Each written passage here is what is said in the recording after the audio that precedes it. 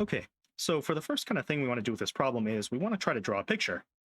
And to do so, we kind of got to simplify the first expression a little bit.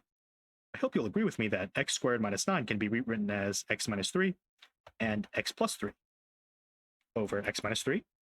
And these two cancel out whenever x is not explicitly equal to 3, which is fine because the domain is x is less than 3. So this thing sort of just looks like a straight line. Wow, that was a terrible graph. Yeah, so this is the x, I guess y is equal to x plus 3 straight line. And the idea behind this problem is that because f is continuous, each piece of the piecewise function needs to line up and match the next piece perfectly. So what is essentially happening here is you have a straight line that meets up with a parabola. I'll draw a piece of parabola here. That's the second function. And that parabola needs to meet up on the other side perfectly with another straight line. I'll draw that like that.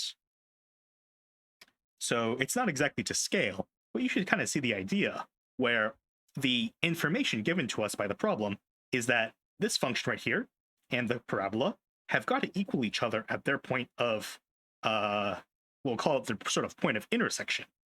And the parabola and the other linear function have also got to equal each other at their point of intersection.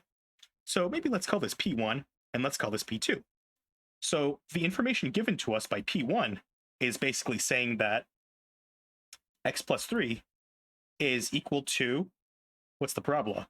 Ax squared minus bx plus 2 when x is equal to 3.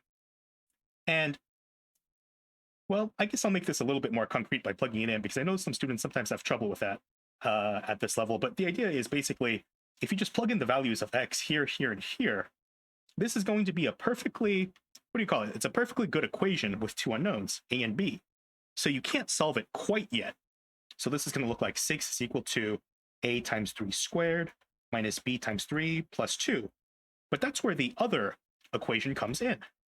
P2 is telling us that, again, the parabola has to line up with the line at point P2. So we can express that by just setting them equal to each other.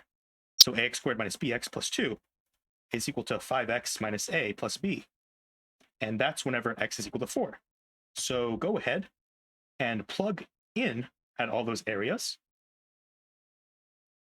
to get a4 squared minus b4 plus 2 is equal to 5 times 4 minus a plus b. Now at this point you have an equation here and an equation here, and that's two unknowns and two variables. And that's a perfectly reasonable thing to solve for. You can use your high school method of choice. I think they usually call them substitution and elimination. Does that sound right?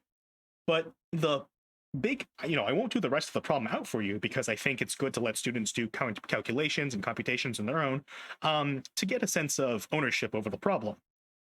But the big idea here is you had these like question marks over here that you could basically pin down because you knew their points of intersection with stuff that you do know. Okay, so the other question that I had was this relatively difficult conjugate that actually took me I would say a good solid moment to actually figure out myself. But the idea is something like 36x squared plus, I don't know, just making up some random numbers here, plus 6x, I want to say. And the idea here is we can start with our regular conjugate methods by multiplying top and bottom by, well, a conjugate plus 7x minus 6x. But the issue with this problem is that doesn't entirely solve things. And there's a little bit of subtlety to do with the signs in this problem. So if we express this out, I'm going to be really meticulous here and keep writing the limit every single time. But this is going to turn into 36x squared plus 7x minus 36x squared. So that'll lead to some nice cancellation. But down here, things are not looking so pretty, with a radical still living in the bottom. And the way to approach this, I would say, is to think about this x right here and think about this x right here. We can hopefully try to pull out a x from the square root and try to maybe make them all cancel out. And, you could pull out an x squared from the 36, but the 7's a little bit harder. And the trick for this kind of thing is just to multiply top and bottom by x. So 7x is equal to 7x squared over x. I hope you'll agree.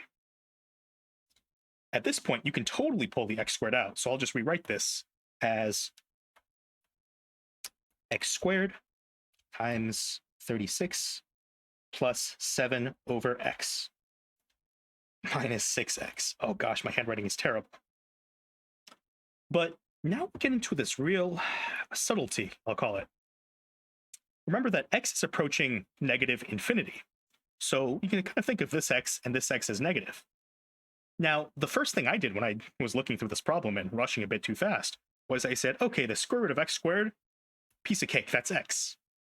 But wait, no, it's kind of not. The issue is that x squared is always going to be positive, right? Even if x is negative, x squared is positive, and the square root of a positive number, or specifically the positive square root of a positive number, is positive, which doesn't, it's not exactly the same thing as these things over here, is the point that I'm getting at. Really, this comes out to be in absolute value of x.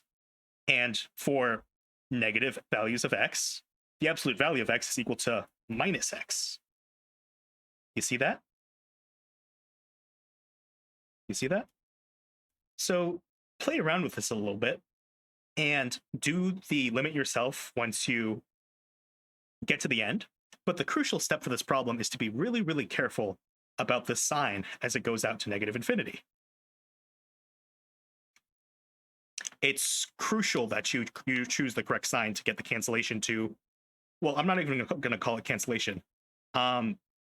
This is critical because if you just tried to rewrite this willy-nilly as just an x, you would cancel out all three x's, boom, boom, boom, and you would end up with 36. Oh, this goes to 0.